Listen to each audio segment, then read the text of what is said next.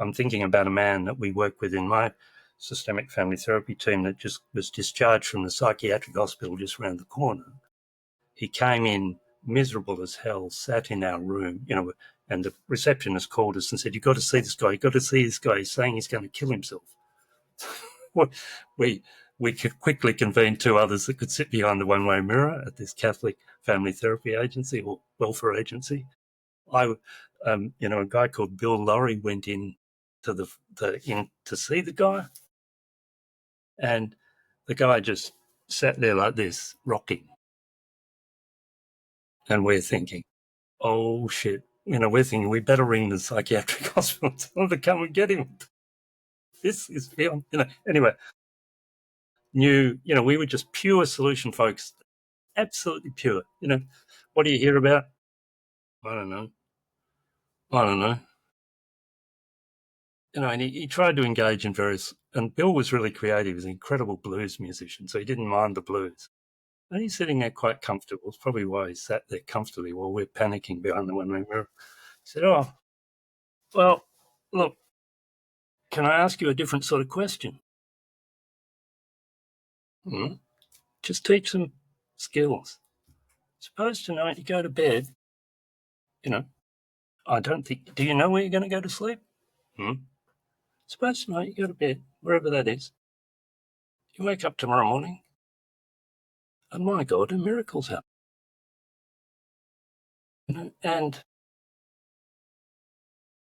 your life, all the problems you've come here about would have been solved.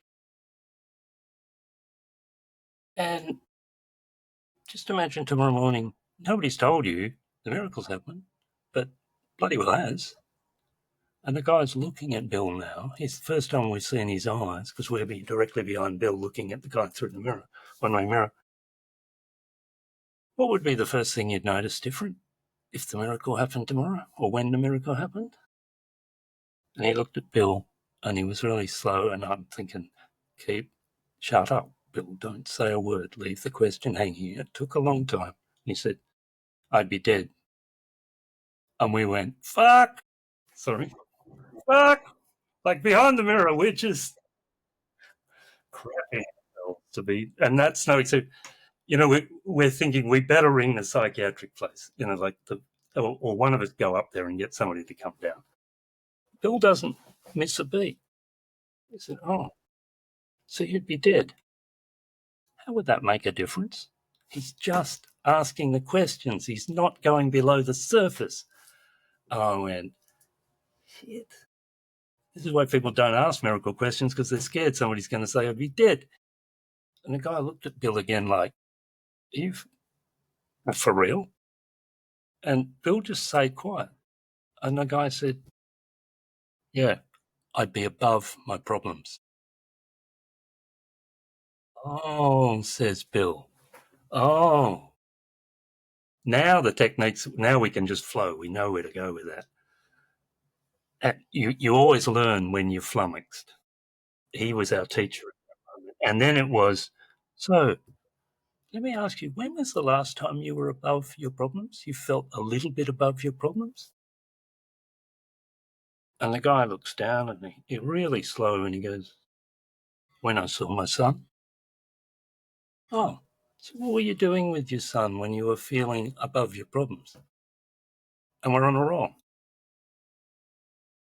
And did we have to diagnose him? Did we have to call the psychiatric to come down with their straitjackets and they're all, whatever, and Steve Shazer was just, there's nothing below the surface. And that follows Milton Erickson. And that's a tradition I stand in. And that's why with Signs of Safety, I don't try and teach ideas. Systemic family therapists come in and teach us a whole pack of ideas, but what the hell do we do? Workers don't have time to mess with ideas, really. They might like them. What they want is skills. I give them skills